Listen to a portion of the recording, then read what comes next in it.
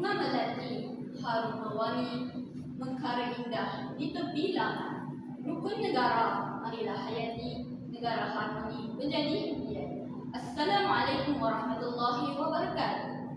Salam sejahtera dan salam Malaysia Madani. Yang berusaha Tuan Pengerusi Majlis, barisan hakim yang arif lagi bijaksana, guru-guru yang saya hormati, seterusnya rakan-rakan yang saya kasihi sekalian. Berdirinya saya di atas pentas yang mulia ini, bahawa satu amanah menyampaikan pidato yang bertajuk Rukun Negara Teras Perpaduan Malaysia. Hadirin yang saya hormati, bayangkan sebuah rumah tanpa tiang. Sudah pasti rumah itu tidak akan mampu berdiri teguh. Begitu jugalah negara kita. Tanpa rukun negara sebagai panduan, perpaduan pasti goyah, keharmonian akan hilang dan keamanan sukar dipertahankan. Oleh sebab itu jugalah rukun negara menjadi asas yang menyatukan seluruh rakyat Malaysia. Hadirin sekalian, prinsip pertama ialah kepercayaan kepada Tuhan. Setiap agama mengajak kita melakukan kebaikan, menghormati orang lain dan menjauhi kejahatan. Apabila kita mempunyai pegangan agama yang kukuh, kita akan menjadi insan yang jujur, amanah dan budi pekerti mulia. Prinsip kedua ialah kedaulatan, kesejahteraan raja dan negara. Sebagai rakyat Malaysia, kita hendaklah mencintai tanah air. Sebagai murid, kita boleh menunjukkan semangat patriotik dengan menghormati lagu gemilang, menyanyikan lagu negaraku dengan penuh semangat dan menjaga nama baik sekolah serta negara. Prinsip ketiga pula ialah keluhuran kelembagaan. Kelembagaan undang-undang tertinggi negara yang melindungi hak semua rakyat tanpa mengira kaum dan agama. Kita perlu menghormati peraturan agar negara terus aman dan stabil. Seterusnya, kedaulatan undang-undang mengajar kita bahawa setiap orang mesti mematuhi undang-undang.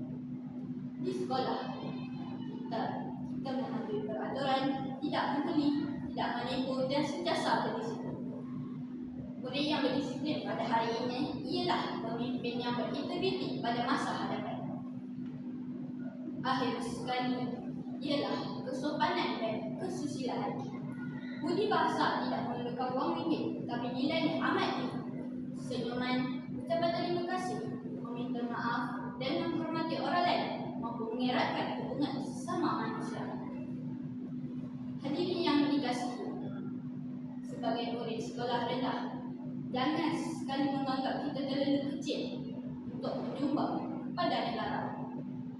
Perpaduan bermula di dalam kelas, di kantin, di padang sekolah dan di rumah.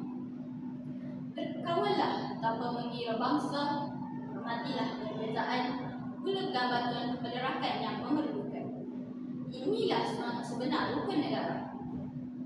Bab kata pepatah, bersatu kita teguh, bercerai kita roboh. Jika semua rakyat menghayati 5 prinsip rukun negara, tiada cabaran yang tidak mampu kita hadapi. Malaysia akan terus makmur, aman dan dihormati oleh dunia. Sebelum saya mengakhiri pidato ini, izinkan saya menyeru kepada diri saya dan hadirin sekalian.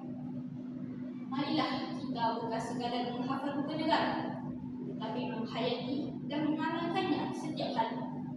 Jadikan rukun negara sebagai kompas kehidupan agar perpaduan terus utuh dan negara terus gemilang. Pohon jati teguh berdiri, tempat berteduh segenap insan. Rukun negara amalan diri, Malaysia maju sepanjang zaman. Dengan lafaz rukun negara dihayati, Malaysia harmoni disanjungi.